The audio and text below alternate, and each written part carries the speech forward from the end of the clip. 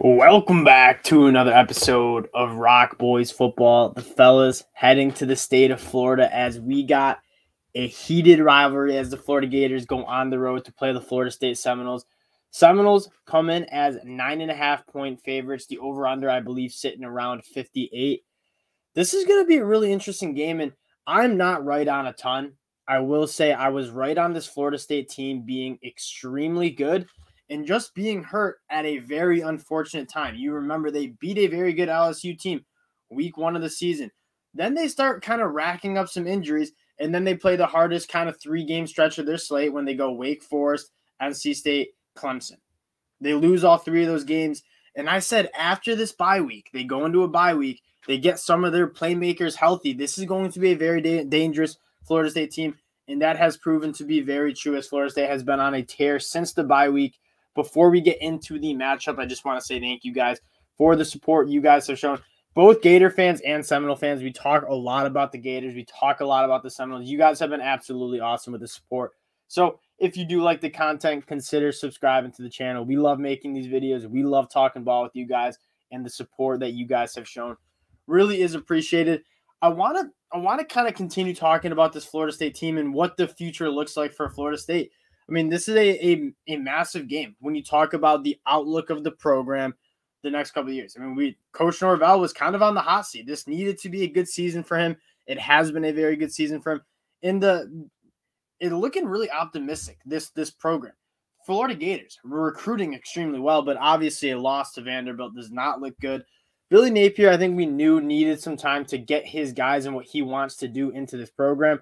And this is going to be a really good game. And I think what it starts with is what this Florida Gators offense is going to want to do against a Florida State team that has been very, very good against the run, has been very good on defense the last couple of weeks. You look at what they've done against the run season long, 3.7 yards per carry allowed to opposing ball carriers. The Florida Gators, they want to run the football. They have a very good offensive line. They obviously have a guy in Anthony Richardson who's one of the best mobile running quarterbacks in the country. They don't throw the ball that well. Anthony Richardson only 55% completion percentage for under 2,500 yards, 14 touchdowns and 8 interceptions. Pretty pedestrian numbers through the air, but where this team really makes their money and when this offense is humming, they're running the ball extremely well. Anthony Richardson averaging 6.5 yards per carry. Montrell Johnson, the transfer from ULL, averaging 5.8 yards per carry.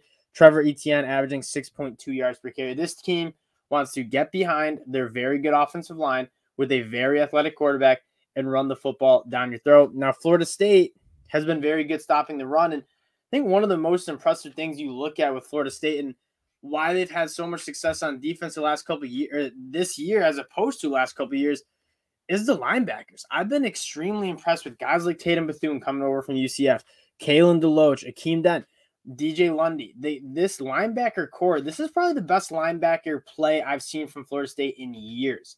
And I think that really means a lot. And I don't think it's a coincidence that this is probably one of the better defensive lines, especially on the interior that they've had. I mean, guys like Robert Cooper, Fabian Lovett are absolute dogs inside. And then Jared Verse coming from Albany. He's one of the guys I'm looking at the most. Is he going to stay another year at Florida State, or is he going to go to the draft? I think most people viewed him coming from SUNY Albany, kind of an FCS school, and saying he's a little bit of a project. He's a freak athlete, but he needs a year at the Power 5 level, and then he kind of breaks out as a draft prospect. He didn't take a year. He didn't even take a game. He kind of made his announcement clear that he's here to play high-level football week 1 against LSU. And Jared Verse, and kind of what we were talking about, why you see them having 3 losses, this team is easily, in my opinion, could be a 10-1 team. I think if they play NC State, if they play Wake Forest again, I think they beat both teams. They were very banged up. When you look at the top 5 playmakers for this Florida State team this year, half of those guys were hurt. Fabian Lovett was not healthy for most of the season. Jordan Travis, and arguably his best asset using his legs, he was hampered by an ankle injury, and you could tell he wasn't running the ball. He wasn't trying to run the ball, and he certainly wasn't as effective running the football. And then guys, Robert Scott Jr., all kind of banged up. They struggled with injuries, and now this team is as healthy as they've been all year, and they are absolutely rolling.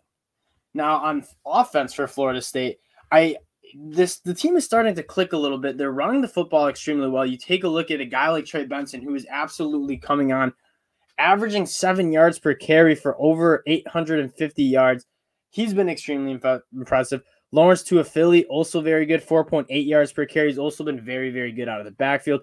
Trayshawn Ward, I know, has been battling injuries, but he's been also very good. But I think the emergence of a guy like Trey Benson, who's been so good for Florida State down the stretch, and rather fresh, right? Because Trayshawn Ward was the guy getting most of the carries during the early parts of the season. And this is when you want your running backs to be fresh. You look around the league and guys like Blake Corum banged up. Florida State has probably their best running back, in my opinion, Trey Benson. He's healthy. He looks fresh. And then Jordan Travis kind of looking more healthy as well. This team can run the football extremely well, but Jordan Travis has also been throwing the football pretty efficiently. I mean, 21 touchdowns to 4 interceptions, 65% completion percentage. Part of the story last year was they didn't really have any wide receivers that scared you. A lot of the production from wide receiver came from the running backs. This year, a little bit of a different story. They bring in Micah Pittman. I think he's been kind of a very good safety valve underneath work. And then I think the big story, if you're talking about why this team has been so good, is the emergence of a guy like Johnny Wilson, who just reminds you of Mike Evans vertically. Florida State has always been pretty solid at hitting the deep balls. For as not as efficient as that offense should look, they've always been good at hitting those deep shots. And Johnny Wilson Jr. has been a guy that they can lean on to kind of give them explosive plays. Puka Wilson, also kind of a guy that gives you those explosive plays. This team is more efficient. They can run the football, and then when you load the box, they can beat you over the top with some guys who are serious playmakers. This Florida State team is very dangerous. Now, looking how they match up against the Florida Gators, this Gators team on defense, they have some guys, but I don't think they've been that great. They're allowing 4.5 yards per carry. I do like some of the guys. I mean, Brenton Cox obviously dismissed from the program, but Trey Dean, Ventrell Miller, Rashad Torrance, Amari Burney, Gervin Dexter. I like a lot of these players on the Florida Gators defense. It's just kind of the story of the Florida Gators the last couple of years on defense is the talent is there. They just haven't really put it together. I don't know if it's fully been put together this year. Do I think Billy Napier and that coaching staff will get it together? Yes. I just don't know if it'll be in time for this Florida State game. And this is a rivalry game. 9.5 points on the spread doesn't really scare me because I don't think Florida State is going to kind of get off the gas pedal.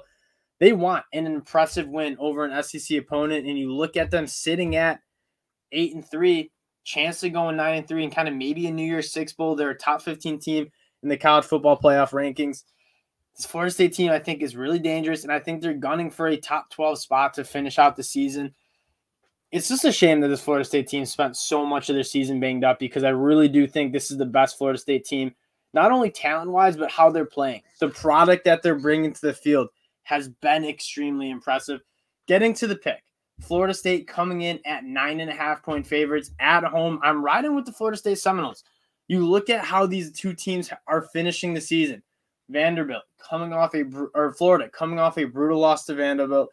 Florida State winning the last 4 games haven't even really been tested. If we're being honest, Georgia Tech 41-16, Miami 45-3, Syracuse 38-3. And then ULL 49-17. This Florida State team has been on a tear. They're the team I have more confidence in. And you get a number inside of 2 touchdowns, inside of 10 points. I'm leaning with the Florida State Seminoles. I don't think this Florida Gators team is going to be able to get much going on the ground against a Florida State team that's been very good against the run. On the flip side, this is as balanced of a Florida State offense as we've seen. They can run the ball extremely well. They can throw the ball very well. Florida Gators haven't really been good at stopping either the run or the pass. I mean, you look at their total defense, they're allowing almost 6 yards per play. I think Florida State puts up 30-plus points. I really struggle to see Florida putting up much over 20. Give me Florida State to cover the 9.5. It's a rivalry game. It's Friday night. I think Florida State's going to pour it on. And again, this Gators team is solid. I really do like the direction it's going. The recruiting has been absolutely phenomenal. But as of right now, on Friday night, I think Florida State is the significantly better team than the Gators. Give me them at 9.5, and we appreciate you guys checking us out as usual. If you do like the content, consider subscribing to the channel. We'll talk to y'all later.